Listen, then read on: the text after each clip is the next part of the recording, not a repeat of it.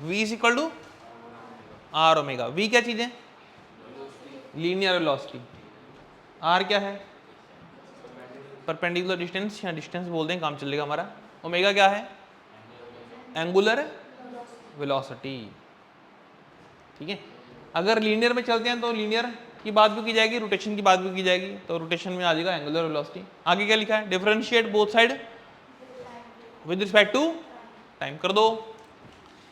v को क्या लिखा है? dv अपॉन इक्वल टू में आ जाओ d by D T R omega. ये लिख लो पहले।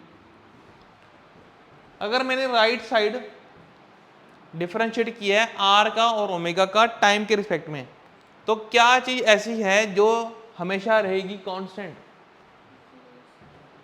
क्या रहेगी कांस्टेंट हमेशा? वेलोसिटी। वेलोसिटी रहेगी कांस्टेंट है। मेरी बात सुनो, देखो कैसे पहचानोगे इस चीज को। इधर देखो जरा, मान लो कि कोई बॉडी है मेरे को, उस बॉडी को मुझे कराना है रोटेट। ये कोई पार्टिकल है m जिसका रेडियस है r।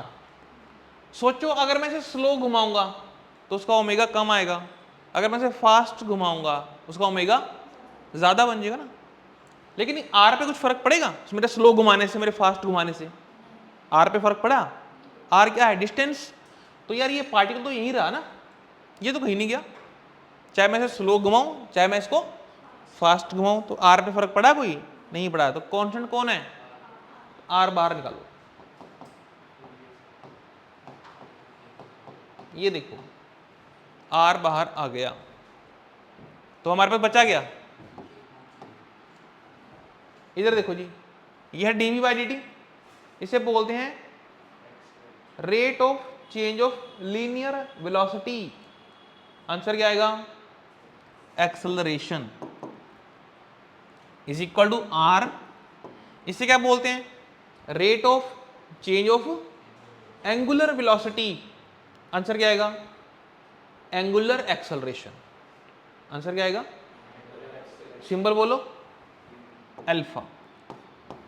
ये लो, torque and moment of inertia के बीच में कोई फॉर्मूला निकालेंगे, फॉर्मूला डिराइव करेंगे। स्टार्टिंग कर लो। Consider a body rotate with uniform angular acceleration alpha. तो एक ही अल्फा से घूम रही है वो, यहां पर मैं इसके अल्फा को बदलूंगा नहीं, कांस्टेंट है इसकी एक्सेलरेशन अल्फा। ठीक है, तो ये एक ही अल्फा से पूरी बॉडी घूमी जा रही है। अल्फा माने एंगुलर एक्सेलरेशन से बॉडी घूम रही है। आगे लेट m1 m2 mn सारे क्या हैं? मासेस हैं। आगे देखो r1 r2 डैश rn क्या है? उनके परपेंडिकुलर डिस्टेंस है उनके। अल्फा क्या चेंज है? Angular acceleration. ये है same for all the particle, सभी के लिए अल्फा कैसी है? सेम। फिर अलग क्या है? Linear acceleration is different. वो कैसे? यार लीनियर एक्सेलरेशन का हमने फॉर्मूला पढ़ा भी आर अल्फा, पढ़ा है ना। इधर देखो, फर्स्ट पार्टिकल का डिस्टेंस r1 है, जब r1 अलग है तो इसका जो a है वो भी अलग होगा। सेकंड पार्टिकल देखो, सेकंड पार्टिकल इतना दूर पड़ा हुआ है, उसका r बदल गया, जिसका r बदल गया उसकी एक्सेलरेशन भी बदलेगी। थर्ड देखो, थर्ड इतना दूर पड़ा हुआ है, क्या बदल गया? r। अगर r बदल गया उसकी एक्सेलरेशन भी बदलेगी, चेंज होगी। वही तो बोला है, ऐसे था। यहां तक बात क्लियर होगी? अब लिखो तुम लाइन में एक, तुम लिखो acceleration of first particle. First particle निकालते हैं acceleration, acceleration of first particle. करो स्टार्ट। एक्सेलरेशन का फॉर्मूला कौन सा लगाओगे बेटे? a is equal to r alpha. बात करूंगा फर्स्ट पार्टिकल की, सही है। जब मैंने फर्स्ट ही निकालनी है तो मैं a को क्या बोलूंगा? a1, r को बोलूंगा r1, अल्फा को बोलूंगा क्या? अल्फा। सेकंड की निकालो r2 अल्फा, डैश लगा दो और लास्ट वाले के निकाल दो, ये देखो जी ऐसे। आगे से बात, यहाँ तो कोई डाउट तो नहीं, सिंपल चल रहा है। आगे लिखो, इसके बाद लिखो बेटे force on first particle, first particle की फोर्स भी निकाल दो। फोर्स का फॉर्मूला बताओ, फोर्स का फॉर्मूला m इंटू ए। बात अगर मैंने फर्स्ट पार्टिकल की करी है तो मैं F1 लिखूंगा, m को लिखेंगे m1, a को लिखेंगे, सही, वैल्यू पुट करो a1 की, तो कितना आ जाएगा F1 m1 r1 अल्फा आ जाएगा। अब आप निकाल के दिखाओ F2 डैश करके Fn निकाल दो। मेरा टॉपिक था टॉर्क के बारे में, तो लिखो torque on first particle, torque on first particle. Torque का symbol tau, moment of mass लिखना मत, ऐसे सुन लो, मास, मोमेंट ऑफ मास क्या होता था, m इंटू परपेंडिकुलर डिस्टेंस, मतलब m इंटू आर लिखते थे हम लोग, मोमेंट ऑफ मास, याद आ रहा है। आगे सुनो, अगर मैं पूछूं मोमेंट ऑफ फोर्स बताओ, मोमेंट ऑफ फोर्स क्या लिखोगे, क्या F इंटू आर लिख दोगे, F इंटू, यार इसी को बोलते हैं टॉर्क, इसी को बोलते हैं टॉर्क। अभी इसके बारे में और बात करनी है हमने एक दो लेक्चर के बाद, अभी फिलहाल के लिए क्योंकि मैं पहले बता चुका हूं तो उसका यूज कर रहा हूं। तो F into r is called torque. ठीक है, टॉपिक पे पहुंचो, टॉपिक पे आ जाओ बेटे। टॉर्क निकालनी है, फॉर्मूला क्या बोला मैंने, F इंटू आर। यार फर्स्ट पार्टिकल की निकालनी है, F को क्या बोल लूंगा F1, R को क्या बोलेंगे, सही है, वैल्यू पुट करो F1 की, ये वैल्यू उठाओ यहां से, कितनी वैल्यू है m1 r1 अल्फा, बाहर क्या लिखा हुआ है r1, करना मल्टीप्लाई, कितना आ जाएगा m1 r1 का स्क्वायर अल्फा। तुम निकालो टाउ 2 डैश करके निकालो टाउ n, कर लो अपने आप।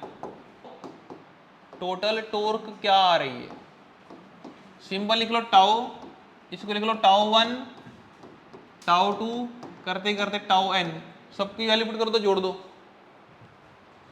जब सबकी वैल्यू पुट करोगे तो टाउ इज इक्वल टू, बताना value m1 r1 square alpha, ऐसे ही है, plus m2 r2 square alpha, last में mn rn स्क्वायर अल्फा निकाल दिया मैंने common. Sigma i is equal to 1 to n, जो जो बदल रहे हैं i लगा दो, जैसे एम आई आर आई, लेकिन r का स्क्वायर भी तो है, ब्रैकेट के बाहर अल्फा, मतलब क्या, जब मैं i को 1 पुट करूंगा क्या मिलेगा m1 r1 का स्क्वायर, सिग्मा मैंने प्लस कर दिया, फिर i को मैं 2 रखूंगा, क्या मिलेगा m2 r2 का स्क्वायर, फिर i को 3 रखूंगा, करते करते कब तक करना है n तक कर। मोमेंट ऑफ इनर्शिया बोल लो, इनर्शिया, मोमेंट ऑफ इनर्शिया या फिर रोटेशनल इनर्शिया, है ना। इधर देखो ना यार, खाली मास होता तो वो इनर्शिया होता था, खाली मास इनर्शिया, क्योंकि mass is measure of inertia आता है, लेकिन मास के साथ अगर ये भी पता लग जाए कि हमने मास को रखा कहाँ पर है, उसकी पोजीशन, उसकी डिस्ट्रीब्यूशन अगर पता लग जाए मास की, तो वो क्या बन जाता है, वो बन जाता है रोटेशनल इनर्शिया। सिंबल क्या उसका आई। तो torque tau is equal to I alpha in vector form, vector form लिखनी बेटा इसकी मेरे को, तो टॉर्क पे वेक्टर आ जाएगा, टॉर्क वेक्टर क्वांटिटी, आई तो मास है ना, मास स्केलर होता है तो स्केलर पे तो नहीं लगता, alpha, alpha vector quantity, alpha is angular acceleration, acceleration भी वेक्टर है तो ये भी वेक्टर हो जाएगा, तो torque tau is equal to I alpha, vector form के सामने, सही। चलो एक बात और समझानी दोनों मुझे, एक बात और कर लेते हैं, ये हो गया ना, वेक्टर फॉर्म इतना ही लिखना मेरे को। अभी सुनो, अभी मैं बोलने जा रहा हूं इसकी फिजिकल एनालॉजी। अभी जो मैं बोलने जा रहा हूं ना उसे बोल देते हैं फिजिकल एनालॉजी। कौन सा formula? Tau is equal to I alpha का। ध्यान से सुनना, बोलूं? इधर देखो, ये फॉर्मूला है रोटेशन का। किसका फॉर्मूला है? रोटेशन का फॉर्मूला है। अगर मैं बात करूं लीनियर मोशन की, किसकी बात करनी है? लीनियर। अब ध्यान सुनना, चलो देखो, जो जो पता है वो लिखते रहते हैं यार। रोटेशन की एक्सेलरेशन को बोलते हैं एंगुलर एक्सेलरेशन, सिंबल है अल्फा। तो बताओ लीनियर को क्या लिखोगे? लीनियर की एक्सेलरेशन क्या होगी? लीनियर एक्सेलरेशन सिंबल बोलो। अरे ए यार, क्या सोच रहे हो? क्या है? ए। समझ गए? अगली बात पे आ जाओ। जो टॉर्क है, टॉर्क जो घुमाने में लगती है, जैसे ये पेन है, मैंने घुमाना है तो मैंने इसको ऐसे किया, ये घूम गया, तो घुमाने के लिए तो लगती है टॉर्क। तो सीधा ले जाने के लिए क्या लगेगी? बोलो। फोर्स लगेगी। फोर्स लगा के तो कोई बॉडी चलेगी ना यार। समझ गए? ठीक है, अब एक चीज रहेगी, ये फिल करना है आपने। तो जो इनर्शिया या फिर मोमेंट ऑफ इनर्शिया जो रोल प्ले करता है रोटेशन में, तो लीनियर में वही रोल कौन प्ले करता है? मास। तो आ गया mass. Angular momentum and moment of inertia का मेरे को बनाना है एक रिलेशन। थोड़ा पढ़ते हैं इसको। एक बॉडी मान लो कैसे रोटेट कर रही है? यूनिफॉर्म एंगुलर वेलोसिटी ओमेगा के साथ कर रही है रोटेट। सही है। आगे m1 m2 डैश mn क्या है उसके? मासेस। कहाँ रखे हुए हैं? r1 r2 डैश rn उसके डिस्टेंस है। सारे डिस्टेंस परपेंडिकुलर बेटे, तो ये होता है यहाँ से परपेंडिकुलर, ये परपेंडिकुलर, ये परपेंडिकुलर, ऐसे होता है। दिखाना दिखा दो, नहीं तो ओके है। आगे बढ़ते हैं। चलिए, omega is same for all the particles. Omega माने angular velocity, same for all the.